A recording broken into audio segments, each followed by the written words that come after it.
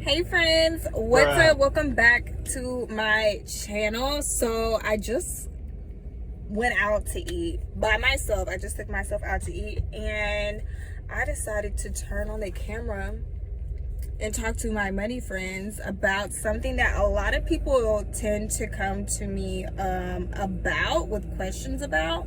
And it's actually the reason why I am developing a new coaching program just specifically for money mindset. And the topic that I want to kind of just talk about today is how to have confidence in yourself when it comes to your finances. But obviously these tips can be used for any area of your life, but for me, since my content is focused around finances, I want to keep it at that. Don't have any notes, so bear with me, because I know when I'm explaining something I can kind of get ahead of myself and it's just like, what the heck is this girl talking about? So the first thing that I will say is that I did not start off with a lot of confidence. It wasn't until about, I want to say a little over 2 years ago, that I started to move with this like sense of accomplishment, even though I have not yet accomplished all of my goals, and just moving with confidence. Moving like, you know, like you are that girl, like you're that woman. And I feel like it's so rare in today's society to move with confidence, because it's kind of like, okay, well, who does she think she is? And I think that people tend to think that people are going to think they lack humility and they're not humble, but in reality, I feel like that is how we are to move in life, especially when it comes to our goals. You got to have confidence in yourself. If you don't, what is the point of, you know, creating these goals if you don't really have confidence that you can do it?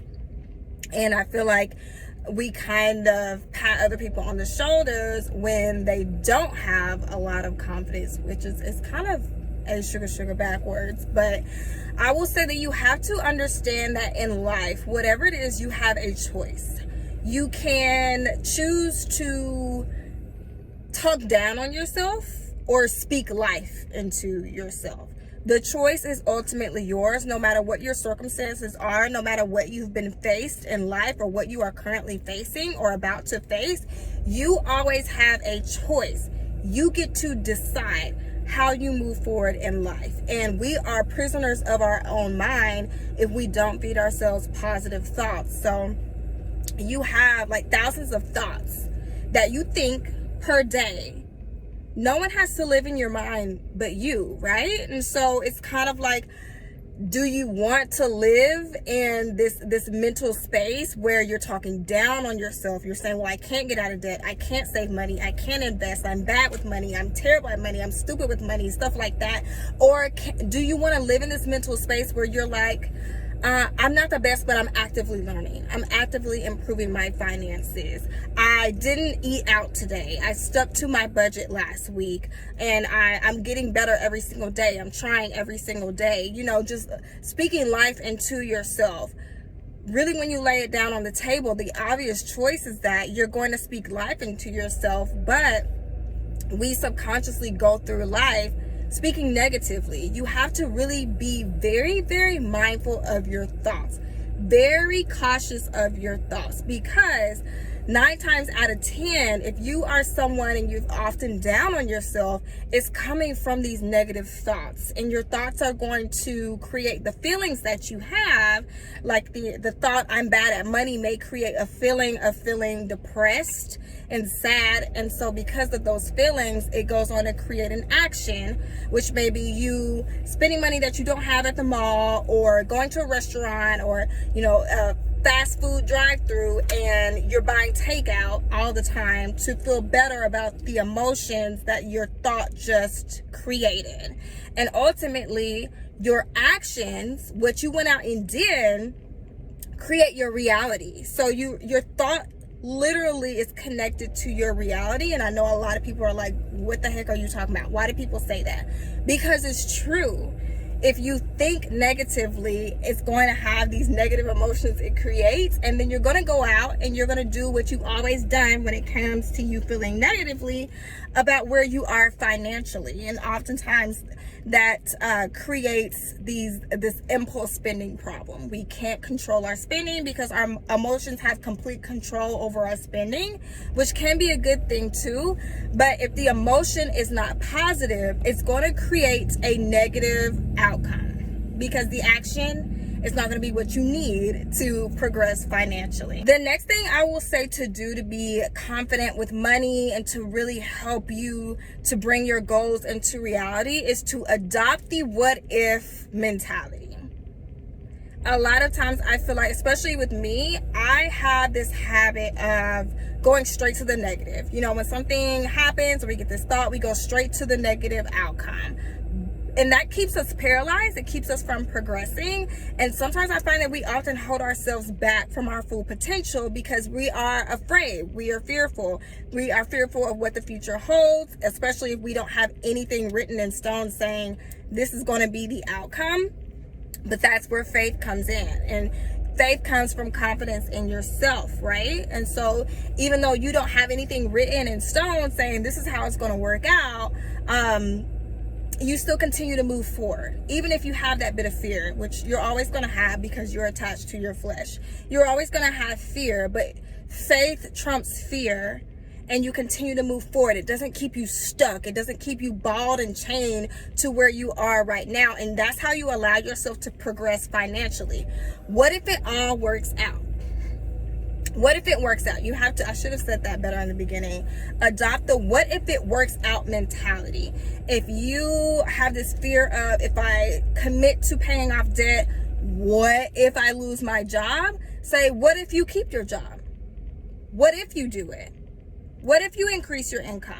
What if it all works out? And that goes back to the first tip. You have to be conscious of your thoughts. Money management, you can literally learn how to manage your money properly. Manage your money properly if you can learn how to control your thoughts and your emotions.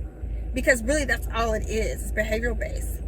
How you manage your money is deeply intertwined with your behavior, your upbringing, your experiences. That all shapes how we perceive the world, and it shapes our perception of money.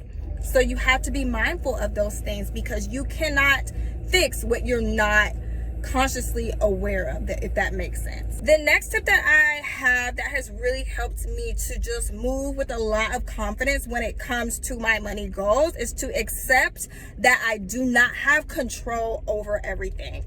I cannot control what happens to me, but it is my responsibility to handle that situation. So it sounds kind of crazy because sometimes things happen to us and we had no control over it. You know, we didn't deserve it.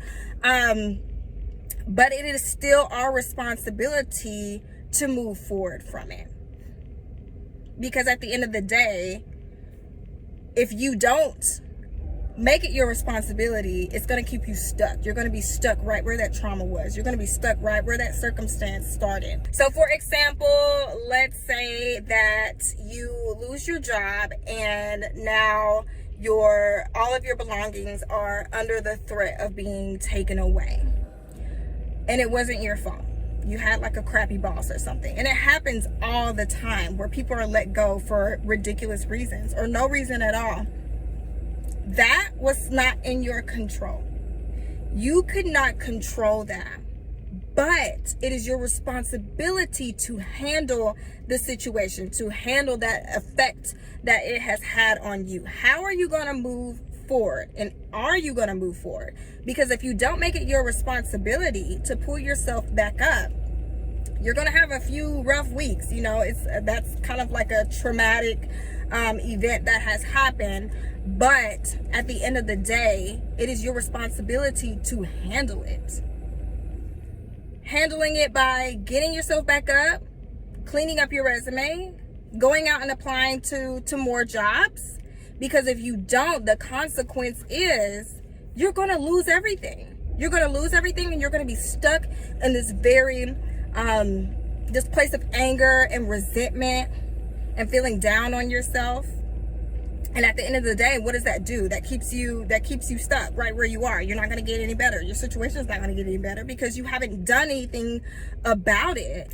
And I find that when you accept that you cannot control everything, there's like this sense of peace that comes with that. And you need to be at a place where you are at peace in order to operate at your highest level. You cannot get to debt freedom being dragged down by overwhelm and anxiety. And that's what that creates. You trying to have control over every single thing, it creates frustration, anxiety, and overwhelm, and you're operating out of that place. So you may have opportunities that you're missing out on because you could not properly see clearly because you're overwhelmed, you're frustrated. You're not operating at your highest level, and you have to bring your A game when it comes to walking a financial journey. You have to walk it like you are extraordinary, because it's not an ordinary journey, right? It's an extraordinary journey. It's a journey that most people don't take. And you have to be extraordinary because it takes an extraordinary person to say, I don't want to live like normal people. I don't want to live like the norm. I don't want to say, well, this is just the way life is, living paycheck to paycheck, not having anything in your savings, being stressed out, not being able to sleep at night because you're so stressed out. It takes an extraordinary type of person to not only create that goal, being financially free or debt free or have a fully funded emergency fund, but to execute, to put action behind that goal.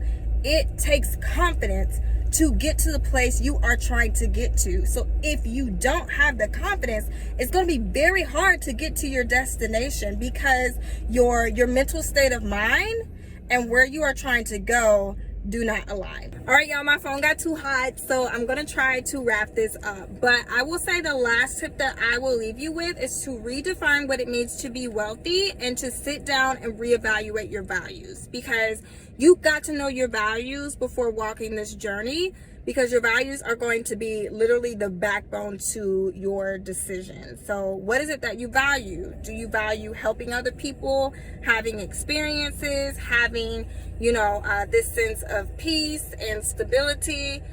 The value aspect of it is really up to you. And then from there, you create your budget around your values, and your goals are going to be created around your values as well.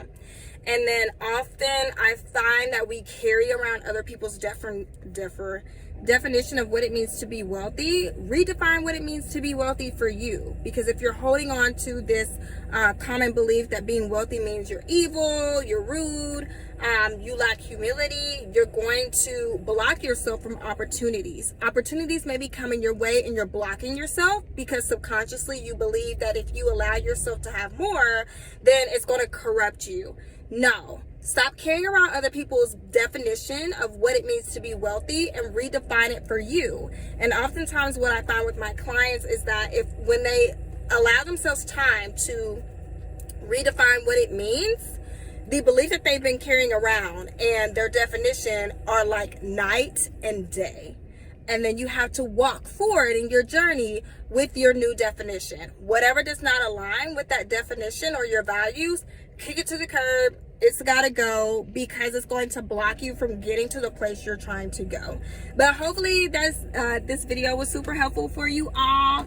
Leave me a comment down below if you like little chats like this, and to let me know if it was really helpful to you. And I will catch y'all in the next video.